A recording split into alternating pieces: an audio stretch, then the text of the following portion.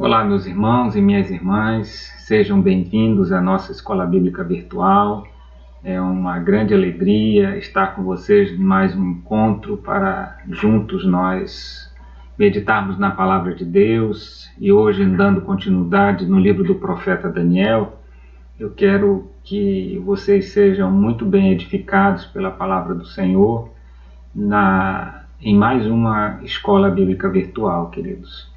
Sem mais delongas, vamos orar para dar início ao nosso momento de edificação.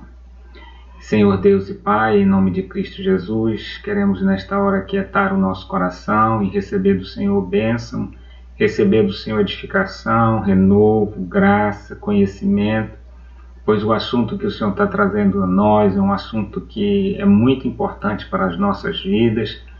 É muito importante para conhecermos os momentos finais deste mundo, deste momento transitório que passamos aqui na terra. Senhor, nos abençoa, nos guarda, nos livra de todo mal. Em Cristo Jesus. Amém. Amados queridos irmãos e irmãs, nós estamos vendo o 8º capítulo do livro do profeta Daniel. E nesse 8º capítulo nós temos a segunda visão que Daniel teve. Lembra? A primeira parte do livro, que vai dos capítulos 1 a 6, nós tínhamos ali 6 histórias. E agora, do 7 ao 12, nós temos 4 visões de Daniel. Essa segunda visão de Daniel, ele dá uma abertura maior com referência a 2 grandes impérios, o Império Medo-Persa e agora o Império Grego.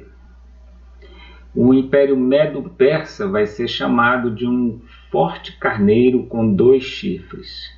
O primeiro chifre é um chifre com poder, mas o segundo chifre é um chifre maior, com poder muito mais expressivo, que nós vamos verificar, que é sendo o Império Persa. O primeiro imperador dessa dupla de império é um imperador Medo, Dário o Medo, como já vimos, né? Mas o próximo imperador, que é Ciro o Persa, esse sim, ele entra com muito poder.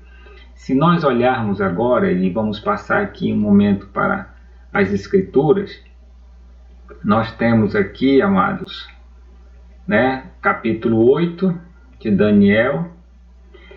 Daniel diz assim: tive uma visão depois daquele que eu tivera a princípio. Quando ele fala isso, depois daquela que eu tivera a princípio, ele está se referenciando à visão que ele teve no capítulo 7. Observe, capítulo 7, Daniel descreve: teve Daniel um sonho e visões.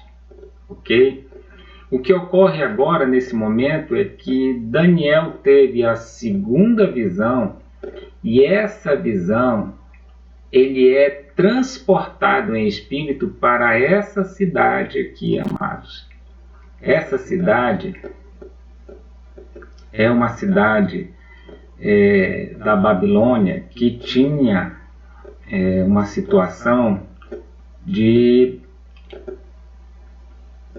como diria, uma situação de ser a cidade aonde os imperadores iam para descansar. É uma cidade de veraneio, onde por 3 meses do ano o imperador ia para lá para descansar, porque o clima era mais agradável, né? Então, essa cidade ela foi muito bem edificada, e com o passar do tempo, ela se tornou o palco da história da famosa rainha Esther.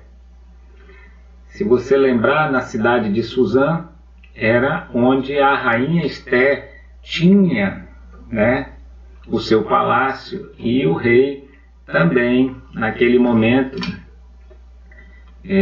Toda a história se desenrola nesta cidade. Ok, meus amados? Mas feito esse primeiro momento de introdução, eu queria nesse momento estar com vocês falando ainda um pouco mais sobre o que vem a ser esse capítulo 8. Quando nós entramos aqui no capítulo 8, nós temos alguns pontos muito bem deixados de forma muito clara pelo autor, né? Ele diz assim: a visão se refere ao tempo do fim. Isso está no versículo 17 do capítulo 8, ao tempo determinado do fim, no verso 19. E há dias ainda muito distantes, no verso 26. Tudo isso do capítulo 8. A visão é profética e recebida no período da Grande Babilônia e aponta para o surgimento e queda de dois grandes impérios, como já falei: Medo-Persa, Império, e o Império Grego. O título da nossa edificação hoje é Os Reinos da Terra, Sua Ascensão e Queda. Então Deus está mostrando que Ele é o Senhor da história, queridos. É Ele que conduz a história. Por mais que os homens se engrandeçam, que os homens tentem mostrar algo assim de poder, de grandeza, mas se Deus não permitir, não vai para frente, não acontece. Deus tem sempre um propósito. Se você olhar toda a história da humanidade, Deus esteve presente, fazendo a sua vontade conforme os acontecimentos. Aí ele diz que a visão fala do surgimento de um rei, que é o próprio anticristo escatológico. Veja bem, queridos, você que ainda não teve assim um contato com a escatologia, que seria o estudo das coisas dos fins dos tempos, vamos dizer, tudo que vai acontecer no fim dos tempos é chamado de período escatológico. Então, é o estudo da escatologia. Amados, quando ele fala do surgimento do anticristo escatológico, amados, naquele momento, Deus está dizendo: olha, o anticristo, ele se apresenta dessa forma. E ele deixa um homem ungido pelo mal se manifestar. E esse homem, ele faz coisas assim terríveis, né? Por isso que ele diz aqui, o pequeno chifre, esse pequeno chifre do capítulo 8 é diferente do pequeno chifre do capítulo 7. O capítulo 7 fala do anticristo escatológico que emerge do quarto reino, o Império Romano. O pequeno chifre do capítulo 8 emerge dos 4 reis oriundos da queda do grande rei grego Alexandre Magno, ou Alexandre o Grande. Este pequeno chifre é o maior protótipo do anticristo escatológico. Irmãos, esse homem, que era um dos 4 generais de Alexandre o Grande, ele se tornou tão cruel, que ele saiu invadindo algumas áreas do mundo, e uma delas foi Israel. E lá, naquele período, simplesmente ele sacrificou um porco aonde se sacrificava apenas os animais separados para Deus, apenas os animais sem defeito, sem mancha, animal puro, ovelha, carneiro, bezerro novo com no máximo 1 ano, puro, separado, cuidado para aquele momento do sacrifício. E ele sacrificou um animal imundo. Além do mais, neste sacrifício, ele pegou todos os excrementos desse animal e passou nas paredes do templo, amados, para mostrar que ele era o poderoso daquela região. E muito mais, ele pegou os sacerdotes do templo e matou muitos, e ainda deu aos que ficaram vivos, deu a eles a carne desse porco para comer, e os que não comeram morreram.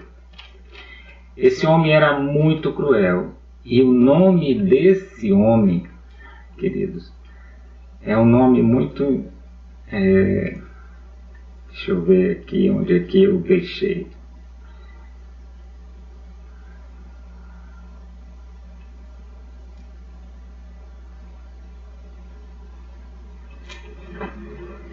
Não estou encontrando nesse momento, meus irmãos, mas vou já lembrar e falo a vocês. Daniel, ele ficou muito amedrontado e ele ficou prostrado por alguns dias. Isso está descrito no verso 17. E ele, ao ficar amedrontado com essa visão, ele caiu prostrado. E Deus disse para o anjo Gabriel: revela a ele o que é essa visão. Ele ficou com tanto medo de ter visto aquilo, toda aquela situação que iria acontecer, que ele caiu no chão prostrado. Gabriel o ergueu e começou a falar para ele a revelação de toda essa visão que ele tem. Então, do verso 3 ao 18, nós temos a visão que Daniel teve. Deus deu essa visão para ele, mas é como se Deus pegasse ele em espírito e levasse ele para aquela cidade, de frente ao rio, e nesse momento abrisse o céu e mostrasse para ele o que iria acontecer. Agora ele mostra de uma forma de figura de linguagem. Ele usa a figura do carneiro, que é o Império Medo-Persa, e depois ele usa a figura do bode, que seria o Império Grego. Então você vê que aqui tem um império com 2 chifres.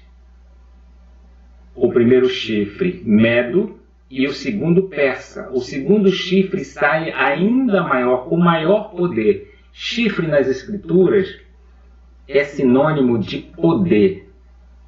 Quando o bode vem, ele vem com um chifre, e esse chifre tem mais poder do que o chifre do carneiro, que assumiu o Império Persa. E ele destrói tudo, passa por tudo e pisoteia o carneiro. O bode mata o carneiro, pisa em cima dele e toma em todos os locais do Império Persa. Só que esse carneiro, ele morre subitamente. Na história, dizem que Alexandre o Grande morreu de malária, contraiu malária, ele voltou para a Babilônia e morreu na Babilônia, na capital do Império. Certo? Mas quando nós olhamos, a gente vê a mão de Deus trabalhando em todas essas situações. Quando Alexandre morre, os seus 4 generais dividem o império em 4 partes. Por isso que surgem 4 chifres. E um chifre pequenininho, ele é arrogante. É esse rei que ele tem toda a figura de ser aquele que se assemelha, que se parece demais com o anticristo, porque as atitudes dele são extremamente cruéis. Irmãos, dito isso, nós temos muito a percorrer nesse capítulo 8, queridos. Mas com esse primeiro enfoque, a gente percebe que há forças tentando conduzir a história, mas suavemente Deus vai mostrando o que ele vai fazer, e ele permite o homem entrar para realizar o que Deus já tem planejado, queridos. Quando nós olhamos o que Deus fez, a gente tem uma ideia muito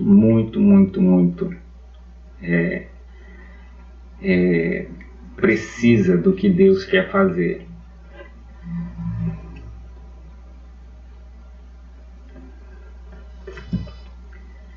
Gostaria de falar um pouco desse bode.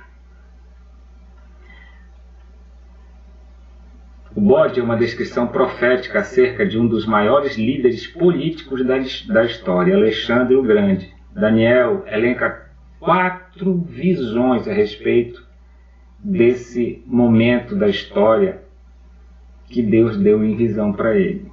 Em primeiro lugar, fala da rapidez de suas conquistas. Se você olhar para o capítulo 8, verso 5 e verso 21, você vai ver como foi rápida a ascensão do Império Grego nas mãos de Alexandre. Bode representa o Império Grego, versículo 21. As conquistas de Alexandre foram extensas e rápidas.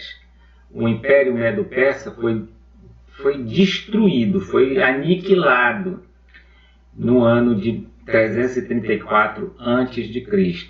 Quando nós olhamos para isso, o último momento do Império Medo-Persa caiu em 331. Ok? Segundo lugar, Daniel fala do poder desse líder. Versículo 5. Alexandre é descrito como o chifre notável. Foi um líder forte, ousado e guerreiro. Era um homem irresistível, um líder carismático com punho de aço. Em terceiro lugar, Daniel fala dos triunfos de Alexandre sobre o Império Medo-Persa. Verso 8, 6 e 7. Capítulo 8, versos 6 e 7. O poderio e a força de Alexandre são descritos da maneira como enfrentou o carneiro. Primeiro, fere ele, como já disse. Segundo, quebra os 2 chifres. Terceiro, derruba na terra. Quarto, o pisa, o destrói, o machuca, né? Deixa o império completamente devastado. Em último lugar, ele fala do engrandecimento e da queda de Alexandre. Daniel capítulo 8, verso 8. O engrandecimento de um império é ao mesmo tempo prelúdio de sua queda e decadência. Quanto mais se aproxima do auge do seu poder, tanto mais perto está também de seu fim.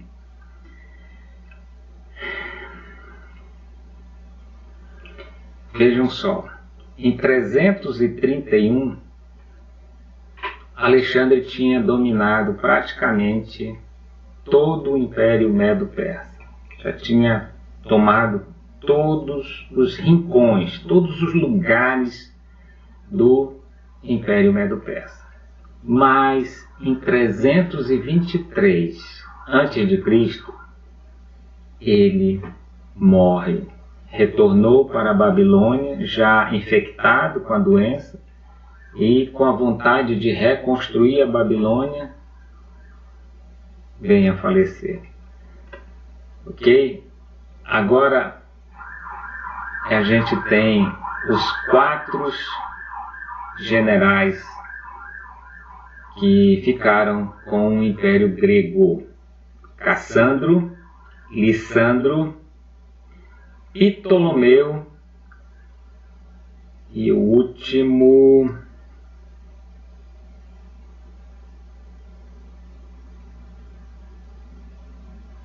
deixa eu ver aqui, Cassandro, Lissandro, Ptolomeu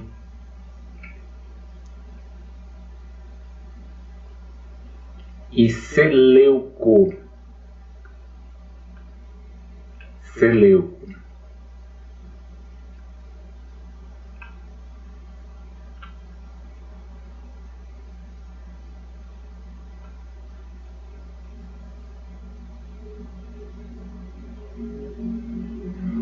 Vejam bem, com o desenrolar desses 4 generais, tiveram os seus sucessores.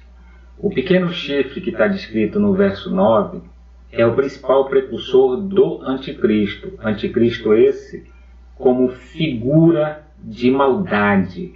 Deus deixa uma pessoa se parecer com o anticristo, mas ainda não é aquele que viria, ao qual Jesus vai destruir com o sopro da sua boca.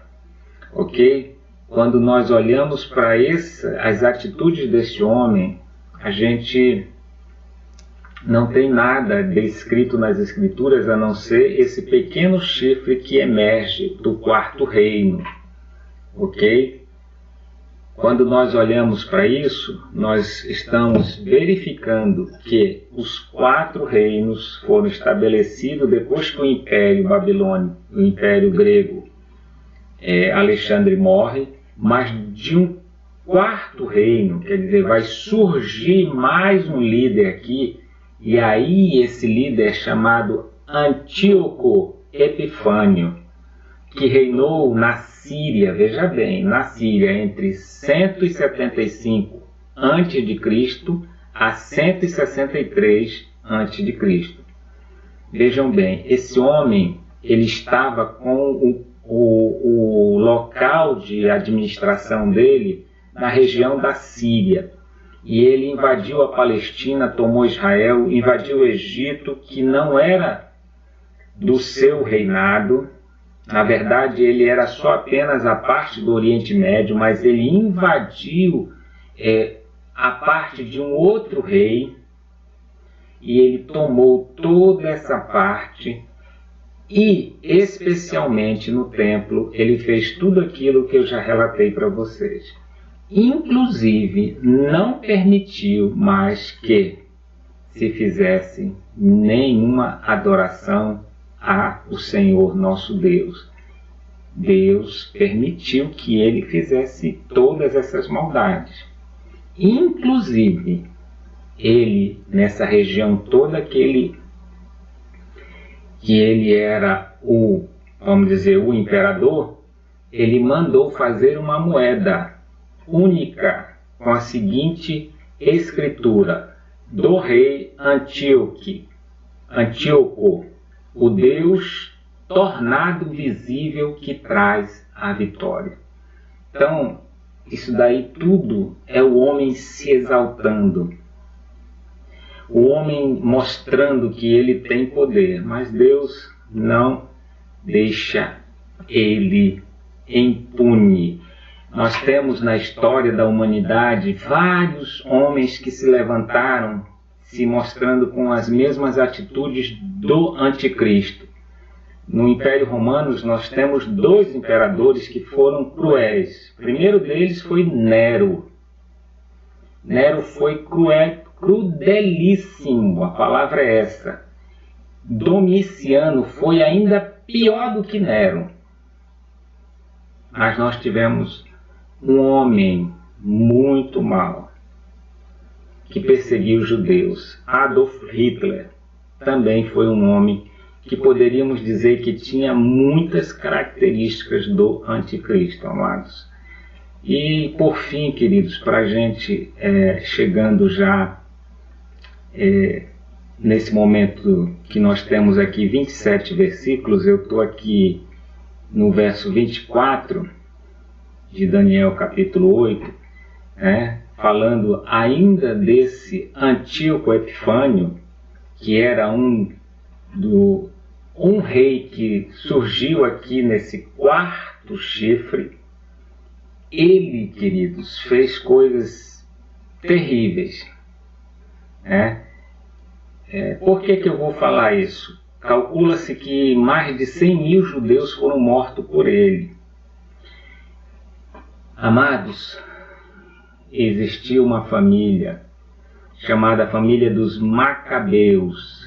Essa família, ela era uma família de cunho nobre, que ocupava muitas vezes a liderança em Israel antes de Jesus chegar, e eles fizeram muitos escritos, eles registraram muitas coisas que aconteceram naqueles dias.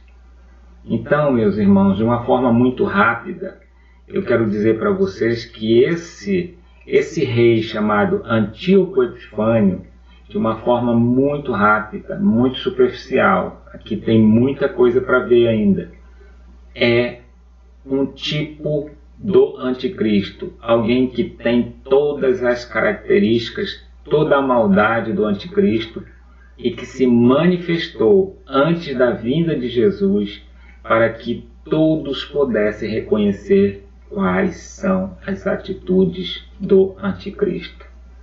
O anticristo, ele é implacável na perseguição a todo aquele que adora ao eterno Deus de Israel. Todo aquele que adora Cristo em nossos dias, querido, não se engane disso. Quando o anticristo vier, ele vai perseguir todos aqueles que amam a Jesus Cristo. Não se esqueça disso. Ele será alguém que vai blasfemar contra Jesus, está descrito nos versos 23 a 25.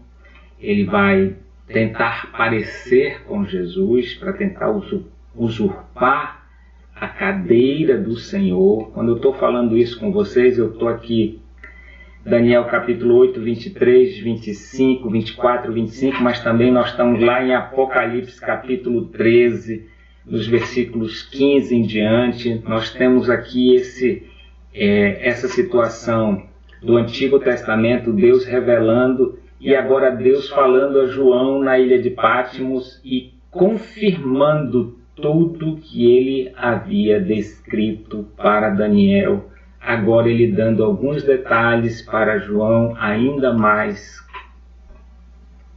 abertos. Nós não estamos com o nosso tema de escatologia, nós estamos só fazendo uma passagem por alto, mas é bom deixar essas pinceladas para os irmãos. Quando falamos muito desse homem chamado Antíoco, é porque ele é um tipo de anticristo.